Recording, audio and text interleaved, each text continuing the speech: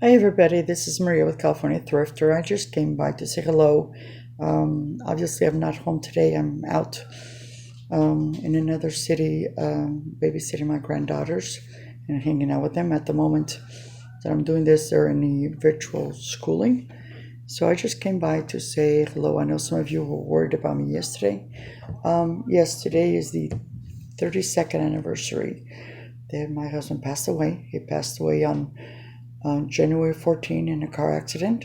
It was very shocking for me because it was my second marriage and we were like newlyweds. Well, I've been married for a year and a half.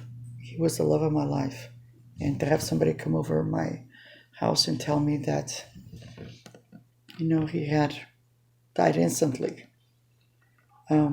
He died because he was involved in a car accident. He was the passenger, but on the passenger side, there was no seatbelt. So the guy that was driving, his friend at the time, he was going 90 miles an hour out in the country. He hit the first almond tree, which was huge. And my husband was instantly flown out of the front windshield and he was killed instantly.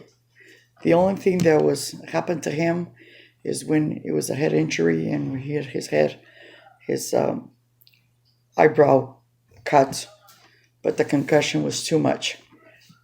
He died approximately 5:45 p.m. that afternoon.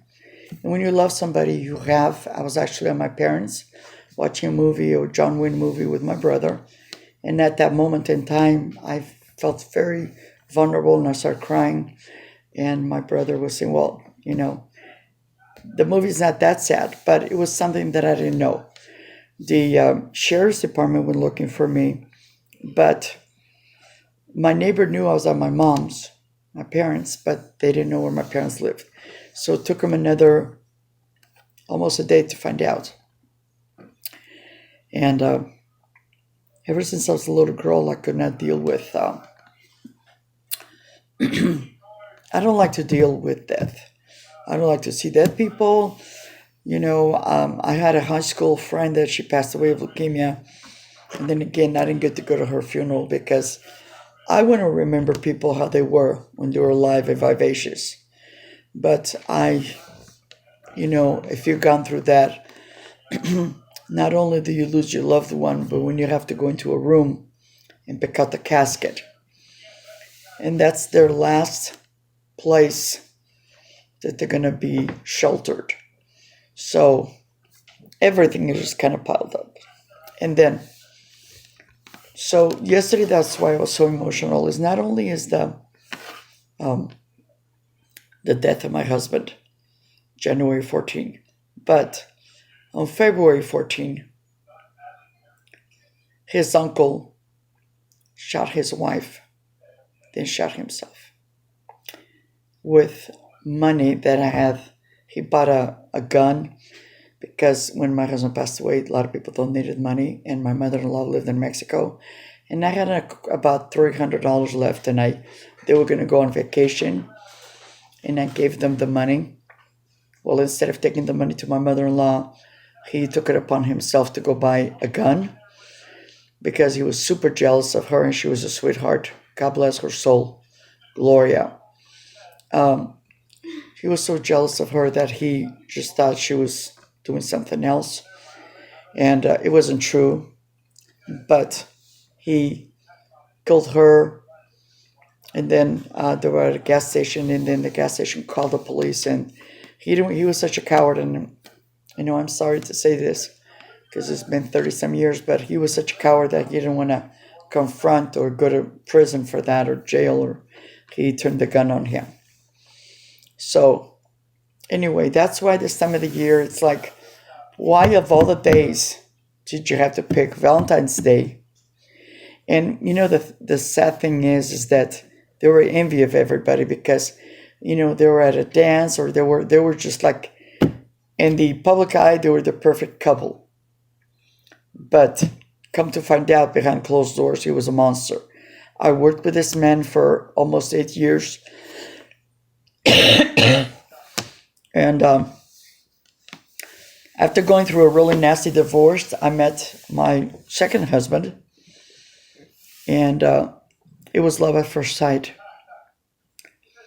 And you know, I came into the picture with three daughters because I had three daughters from my previous marriage. But he didn't care. He loved me as I am with my girls. He would say this is his packages. And my youngest, at the time, she was little, and she has curly hair like my brother, and he had curly hair. So everybody thought that was his daughter, and he would just melt. It was a very short year and a half of marriage, and but life goes on. I had to, some people said, well, what are you going to do? I had to live because I had three daughters to take care of, and my parents are already up in age, and I only have a brother. So I worked hard all my life to be the best mom I could be and provide for my kids.